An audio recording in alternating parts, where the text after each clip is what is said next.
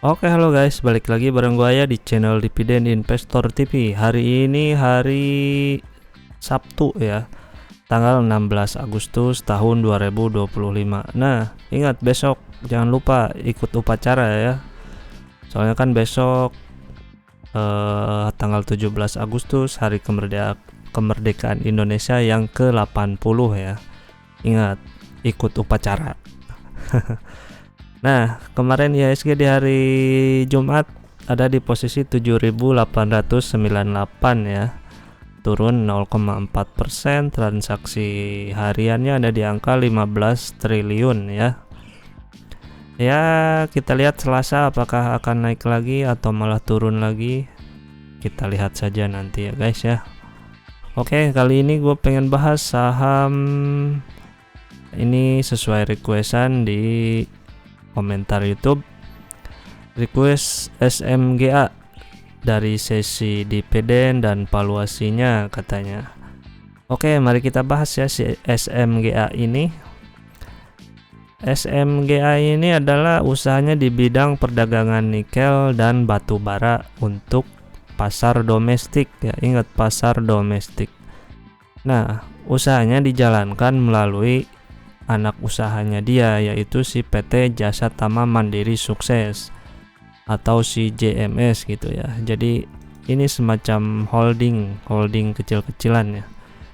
Jadi yang menjalankan perusahaannya sih yang jualan batu bara sama nikelnya, nah dari perusahaan si Jasa Tama Mandiri Sukses ya. Oke, kita langsung aja bahas ya, apakah dari segi dividen dia menarik, dan dari harga valuasinya apakah dia cocok dihargai dengan harga sekarang di angka 104 ya. Nah, kita cek aja bareng-bareng. Nanti kesimpulannya kita lihat di akhir video ya. Nah, nama emitennya SMGA, di IPO-nya baru ya, belum lama, di 30 Januari 2024. Harga IPO-nya saat itu 105, sekarang 104 ya, jadi ya masih BEP ya kalau lu pegang di harga IPO.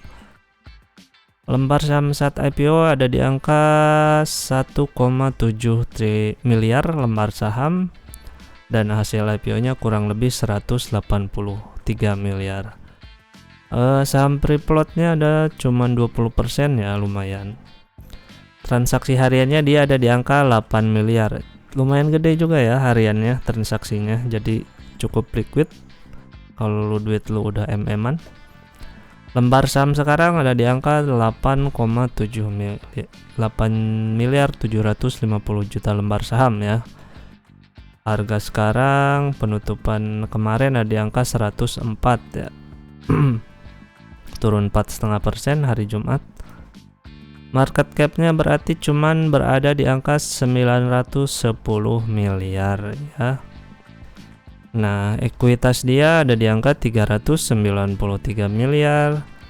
Nah, kalau harga bukunya dia ada di angka 45 perak ya. Berarti PBP-nya 2,32 kali. Nah, bisa dilihat aja dari harga buku aja dia cuman 45. Sekarang ada di angka 104. Berarti kesimpulannya dia di harga sekarang tuh udah premium ya, udah mahal, udah 2,32 kali. Itu secara book value ya. Nanti kita lihat harga berdasarkan IPS-nya dia ada di angka berapa. Liabilitasnya dia ada di angka 382 miliar, berarti DER-nya lumayan gede, hampir 100%, ada di angka 97% ya. Nah, terus PE-nya juga total aset 775 miliar. Nah, PE-nya juga udah di angka di atas 10 ya. Udah di angka 12,64 kali untuk harga sekarang. Lagi-lagi ini mencerminkan harga yang udah cukup tinggi ya. Terus laba ditahannya dia cuma ada 68 miliar ya, laba ditahan dia. Oke, lanjut ke revenue dia. Revenue Q1 2025 dia dapat 404 miliar.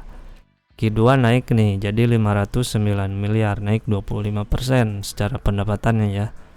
Terus gross profit marginnya Q1 27M, terus Q2 33 miliar, naik 22%. Nah, secara persentase untuk gross profit marginnya dia kecil ya, cuman ada di angka 6,5%-an rata-ratanya gitu. Gross profit margin ke pendapatan cuma 6,5%. Untuk net profit marginnya berapa nih? Belum gua gedein ya, lupa. Net profit marginnya di Q1 16 miliar dan Q2 naik 20 miliar ya, naik 25% saya kalau secara angkanya. Cuman persenan untuk NPM-nya itu kecil ya, cuma 3,9% rata-ratanya. Jadi dia harga pokoknya udah tinggi ya, terus kurangi operasional juga hilang separuh lagi, cuma tinggal 3,9% ya. Nah, kita lihat dari sini aja, ini kalau buat gua sih ini saham kurang menarik ya kalau buat gua. Kalau buat lo menarik ya silahkan, tapi kalau menurut gua ini nggak menarik, sama sekali nggak menarik, kecuali ada sentimen-sentimen positif atau katalis-katalis positif ya, itu baru boleh. Berarti ini sahamnya kalau mau naik dia harus mengandalkan katalis-katalis positif sama sentimen-sentimen positif gitu. Kalau ada berita positif ya mungkin dia bisa naik, kalau nggak ada ya udah dia harganya segitu-gitu aja atau bahkan bisa turun gitu. Karena secara fundamental ya kalau menurut gua sih ini nggak bakalan jauh-jauh ya perbedaannya gitu. Gross profitnya kecil, NPM-nya juga kecil gitu. Nah, secara EPS-nya kurang lebih anualis ada di angka 8,23 kali ya. Nah, gimana dividennya? Dividennya sih dia kan baru IPO dan gua cek dia belum pernah bagi dividen ya sehabis IPO. Jadi kita nggak bisa mengharapkan apakah tahun ini akan bagi dividen atau enggak. Kalau menurut gua sih kemungkinan besar enggak ya. Kecuali ada berita yang udah fix dia mau bagi dividen ya, itu boleh pertimbangkan. Harga waras berdasarkan dividen yang dia bagikan tentunya nggak bisa kita hitung. Nah, berarti kita harga waras berdasarkan IPS-nya dia aja. IPS-nya dia kan tadi 8,2 ya. Nah, kalau PE-nya 10 kali ya dia harganya sih mentok-mentok di Rp82 per lembar saham gitu. Ini targetnya harganya segini. Cuman kalau udah di atas ini ya udah jangan dikejar ya. Karena kan 105 nih. 104 harganya. Kecuali nanti turun. Misal di bawah 80 ke 60-an. Nah, itu baru boleh lirik lagi ya. Dan asalkan pendapatannya harus tetap ada ya. Harus stabil. Jadi mungkin bisa naik lagi nanti, kalau turun ke 60 naik lagi ke 82 gitu. Kalau udah ke 82, di atas 82 dikit ya udah TP gitu, value investing atau trading atau swing trading apalah namanya gitu. Jadi ini kalau buat dividen play sama sekali nggak menarik ya, nggak masuk di watchlist gua gitu untuk dividen. Kalau untuk trading atau swing trading atau untuk value investing, nah lu harus menunggu atau melihat apakah katalis positifnya selalu ada atau sentimen positifnya selalu ada. Nah, ini saham harus mengandalkan itu ya. Kalau dari revenue sih menurut gua bakalan segitu-gitu aja sih kalau menurut gua ya. Gitu. Jadi ini sangat bergantung terhadap sentimen atau berita-berita yang dibuat. Dan kalau ada bandarnya ya boleh tuh ikut bandar gitu. Oke, jadi kesimpulannya gitu ya.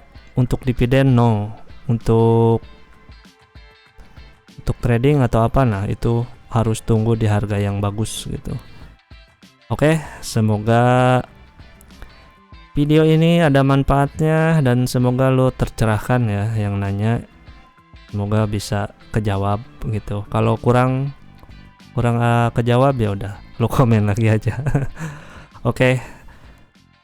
Intinya kurang menarik lah gitu. Oke, thank you ya. Semoga ada manfaatnya dan ingat karena hutang harus dibayar. Bye bye.